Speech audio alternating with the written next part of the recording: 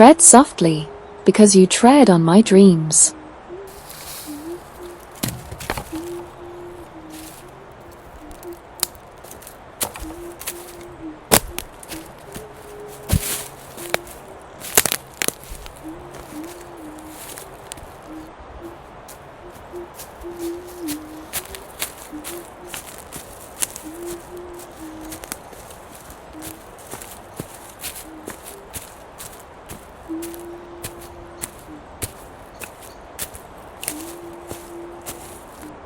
Tread softly, because you tread on my dreams.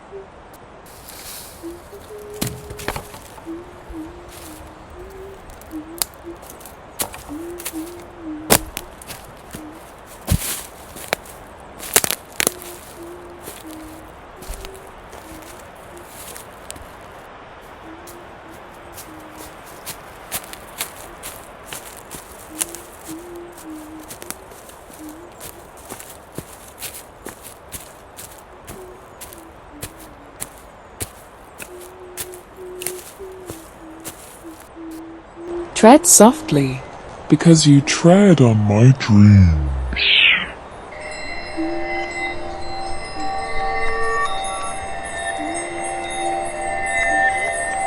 I gave her poems to say. Tread I softly, gave her poems to say. because you I gave her tread poems on to my say. dreams. I gave her poems to Because say. you tread on my dreams. My dreams.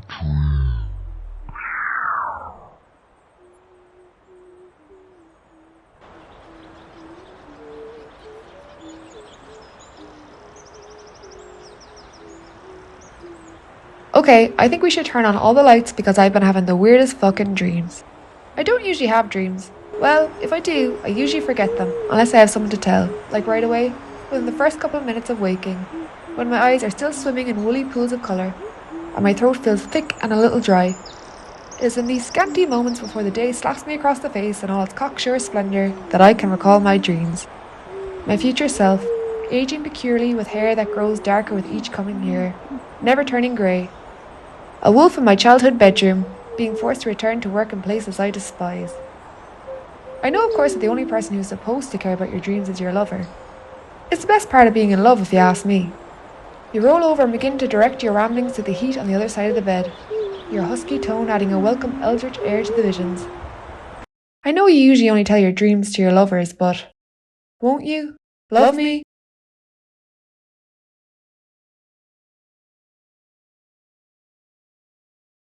I had a dream. William Martin Murphy whispered in my ear I was a good girl. He followed me around all day long. When I was in the post office collecting my job seekers, when I was standing in front of the painting of the pretty woman off the old banknotes at the Crawford Art Gallery, even when I was scrolling through the journal.ie comments sauntering around Paul Street. He followed me until I had had enough of him, and I goes, "Look, you'd want to fuck off now, okay?" I didn't say it in a nasty way. I kind of laughed, exasperated, like he was being a bit of a rogue and I was all for fun and games, but I had to get on with my day at some point. And surely be to God he could see that. I'm going to have to do a food shop in a minute and I can't have you feckin' hanging off me like a bloody gombeen. He started growling then, real low and menacing like. I was starting to get pretty pissy by now, so I said, "Go on away now you feckin' tosser. Would you go away, you string of piss?" And then he bit me. It was fucking insane. He bit me. His two front teeth sank into my upper arm, and I had to shake him off because he had clamped down on me. And then he said the strangest thing. He said, "We don't die, and the greatest trick we've ever managed to pull is to convince people that we do." And it was fucking depressing the way he said it. But then I thought it was kind of glorious too. And he whispered in my ear, "Now forget all about me like a good girl. Forget I'm here at all and go on away about your day. Go on away about your life. There's a good girl." Some other strange things happened in the dream too, of course. Like the bins were overflowing on all the streets because the lads were on strike, and James Connolly was singing a queer tune. Jimmy Hoffa was there too, only he wasn't really Jimmy Hoffa. He was Al Pacino speaking in an Irish accent saying, "Just when I thought I was out, they pulled me back in." He was asking people to sign up to a union, but when I got closer, I saw it was just a form for a Tesco club card. Anyway, I ended up running and running, because I'm terrified now, you see. I'm sweating, and for some reason the Gardaí are chasing me at this stage, and I turn the corner and I'm somehow on O'Connell Street. And I see the big Jim Larkin statue in the middle of the street, and I see his hands high above his head, and realise he's no longer preaching or proclaiming. by yelling and screaming to God to pull him out and save him from this shit show. We don't die, and the greatest trick we've ever managed to pull is to convince people that we do. I woke up around this point, but I couldn't get these words out of my head. We don't die, and the greatest trick we've ever managed to pull is to convince people that we do. I'd always thought that being dead meant that you would be bloody or rotting in some way. So I was terrified when my family gathered in the funeral home to say goodbye to my granny. My mother said I didn't have to look in the coffin if I didn't want to, but my dad, offended that I wouldn't look at the woman he adored, lifted me up, and there I saw her lying. Small, perfect, and dressed in blue. I'm here now and she's gone. But she's not gone because I'm here now, and I still remember how she told me it wasn't nice to purposely roil my sister, and how she thought a farm should be run. I guess the same thing goes for our pal Willie. Someone absent-mindedly popped him in their pocket and he festered away in there until he was driving them by the seat of their pants.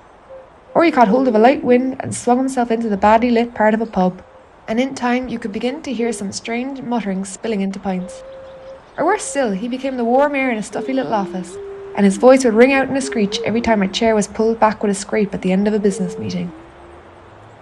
In fact, I think if he were just to wait out there in the fields, some feckin' sap would come along to lick him off the rocks and end up saying something silly like, "Isn't it grand holidays the teachers get?" Or, "Nobody wants to work these days," with a straight face.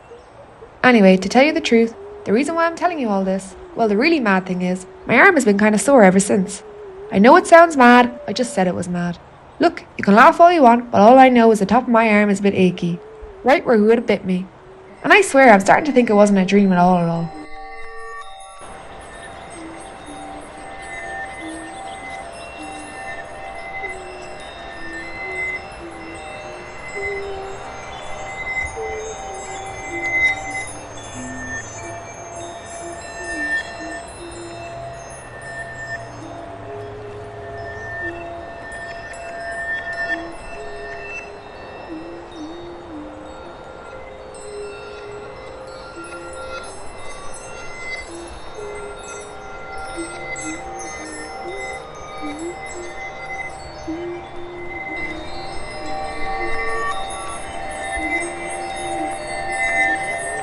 I gave her poems to say. Tread I softly gave her poems to say. because you I gave her can. poems to say.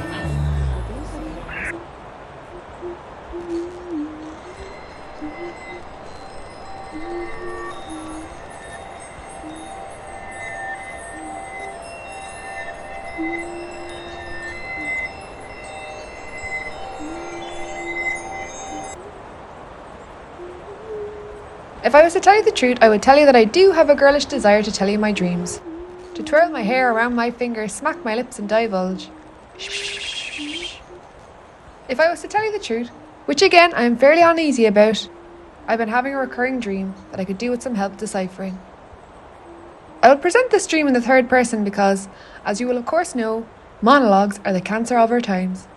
We've all, especially us bloody women, gone into our heads, and honestly, I can't think of a worse place to be.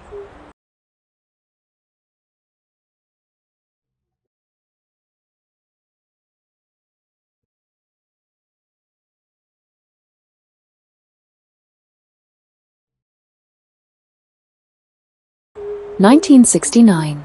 Yes, this dream, like all good dreams, came with a delivery date. Eamon de Valera, the long fellow, the man who cheated death, sits in the big office like an overgrown bot scribbling at a desk. Thin Lizzy is forming. When they say it's all over, it's not all over completely. Phil Lynott is piping up from the Greek chorus. The troubles are bubbling over up north. And over on Telephus Air Inn, the ghost of Michael Collins is off to the moon. Mick is one of our dear plenipotentiaries. Yarno, that old Roald Dahl trick where one feller is remarkably thin and the other astonishingly rotund? Well, for the sake of the story, it's a bit like that. There is a big fellow and a long fellow. Everyone is very taken by their differences. Like chalk and cheese, they say. Although really they aren't all that mad unlike each other, other than of course that one is dead and the other isn't. At the televised rocket launch, the big fellow stands close to the camera, eyeballs it and says, "The history of this nation has not been, as is so often said, the history of a military struggle of 750 years, it has been much more a history of peaceful penetration of 750 years. It has been a story of slow, steady, economic encroachment by the empire. This year we got rid of the farthings and halfpennies, so money was on everyone's mind. We were still busy untying ourselves from empire. The Irish farthing replaced the British farthing a few years earlier as a symbolic demonstration of national identity, but we were still pegged to it economically. All bound up in the purse strings. The farthing wren became the woodcock, a short, fat, largely nocturnal bird that favours dense cover.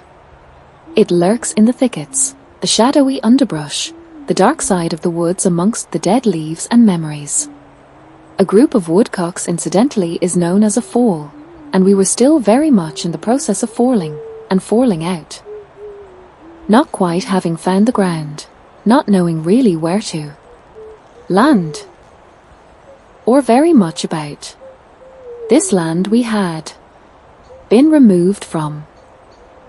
Collins designed the badge for the mission and put this queer little bird on it as a symbol of a hunting target. Meanwhile, the other news story on everyone's lips, Beckett wins the Nobel Prize for writing of the destitution of modern man, telling us over and over and over how absurd it all is, our will, and what we will do to will it. But that's the old story by now really. It no longer gets the tongues wagging, and the new ones are all filled top to bottom with dramatic irony. There is a bomb under the table and under the fridge and under the carpet and your bed. We sit in the dark, passive, looking on aghast with goosebumps running up and down our arms and legs. We are not the actors but spectators of the saga. With a building tension, for we, of all people, know what's coming. We watch as the American puts his toothpick right into that big piece of cheese. The flag flies. From a strong bow to an Armstrong, the project of empire continues. Collins is instructed to orbit the moon 30 times. The woodcock parts from Agnes Clerk, the main spacecraft, and Collins embarks alone around the dark side of the moon. He does not mind all that much really, being alone. He looks out over the side of the spacecraft and sighs in slight relief. He thought it rather nice actually. The other two were a bit too keen to be waving flags and crunching their boots for his liking. They were awfully eager to get the moon on the underside of their foot. It got him away from all the rule-a-boo lie you down below too. They breed like rabbits and multiply like vermin. And it's people who are here and it's people who are divided. And whatever you say nothing. And we are born into an unjust system. We are not prepared to grow old in it. The bodies were rising from the bog, so it seemed as good a time as any to shoot off into space and clear the head for a bit. Big Mick stares out the window and sees Earth disappear out of sight. He looks at the moon's brilliant surface and his guts start bubbling. He starts to feel queasy, which is odd, as he is a ghost after all. Bile begins to rise up his esophagus. Big Mick, with sickly lucidity, realizes we have, for hundreds and thousands of years, been looking at the one side of the moon. The one face. The one direction. The one destiny. We are on a doomed waltz around the Milky Way. Mick, panicking now, begins to think, what am I doing here? I've been sent on behalf of the Irish people to come back with the best deal possible, but this just feels like collusion. This is just more of it. More of all that madness. More cutting and carving in the name of empire. More lines, more borders, more pomp and more ungodly divine order. He curses Dev for sending him on this foolish mission. He cries out. When you have sweated, toiled, had mad dreams, hopeless nightmares, you find yourself in the cold and dank in the night air. Think, what have I got for Ireland? At that moment, with Collins on his knees, sweat dripping from the back of his legs, his chest heaving with the goddamn irony of it all, Glasgavlan, the magical cow of endless bounty, appears. Welcome to the dark side of the moo. Oh, fuck this, says Collins as his toes curl in on top of one another, and his teeth itch the inner of his lips. Fuck this. I don't have time for your silly bon mots. His hairline tightens and the backs of his earlobes experience a blinding, shooting pain. I'm tied up in empire. I'm sent on a doomed mission by that stringy fecker, and things are kicking off back home, and it's all just spiraling and spiraling like this fecking galaxy. I fear we are on a one-way march. I fear we can't go back and we can't go forward, and we are just stuck. I fear we are stuck. I fear the drums. I fear their rhythm. It's a one-way march. It's on and onwards, and that's it. It's incessant, and it doesn't seem to matter. No, it doesn't seem to matter. The screaming, the yelling, the fighting, the babies born into terrible, terrible violence. It won't stop. It won't stop because the ghosts still have their say, the likes of me and hundreds of others. We are still rattling around in this machine, helping it run. The cow graciously listens. Her lowing is sweet and light and echoes the tune of a lullaby that's meaning has long been forgotten. When Collins finishes his ranting and raving, he begins to dry heave. A roaring guttural sound thunders up his body, from his toes to his throat, causing his teeth to vibrate with a low hum. Glasgabline soothes the fallen soldier, with hushes, and magics up a glass of milk to cure him of his ailments. The dark side of the moon is so cold not because there is no light here, it is dark because it is unknown to us. Let the dream of empire die.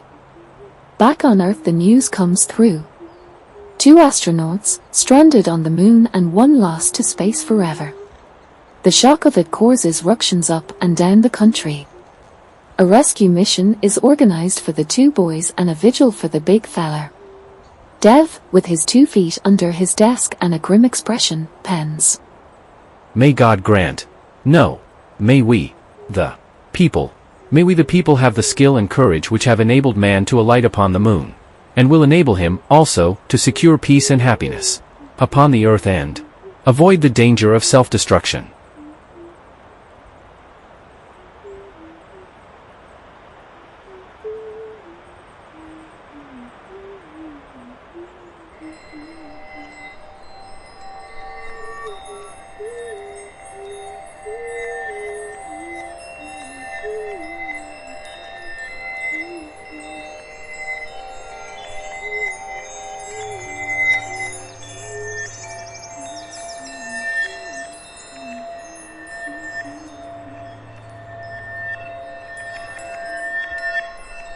I know, what a cliche. I am très pastiche.